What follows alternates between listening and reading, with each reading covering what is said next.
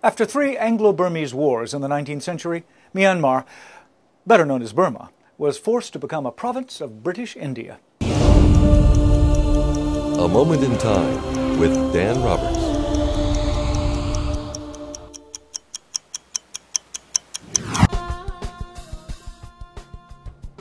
In Burma, a highly developed Buddhist civilization had existed in the Irrawaddy Valley of Southeast Asia for 1,000 years, when over a period of 50 years, Britain ate away at its borders, finally annexing the nation completely in 1886. The Brits were traders in Burma seeking teak, oil, rubies, and access to Chinese trade over the mountains. Britain did not want a troublesome, independent government in Burma causing any difficulties. Therefore, the English took over. As often happens when a military power assumes control over a new territory, it begins to dominate the political, social, and cultural life of the people. Myanmar, called Burma by the British after the name of the dominant language in the region, was no exception. Over the years after 1886, many Burmese collaborated with the British and, because of economic and social ties, grew very comfortable in the relationship. It was profitable for both.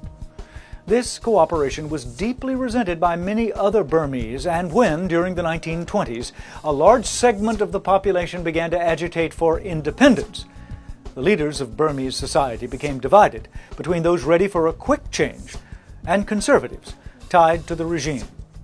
In 1936, a student movement led by Aung San began to oppose the British in a series of student strikes.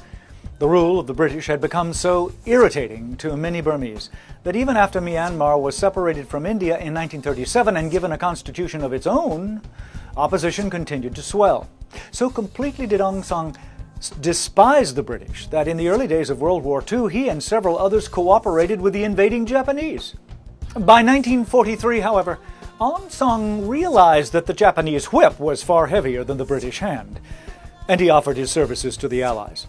With the defeat of the Japanese, the older conservative Burmese came home from exile, and because of his collaboration with the Japanese, demanded that Aung San be tried as a traitor.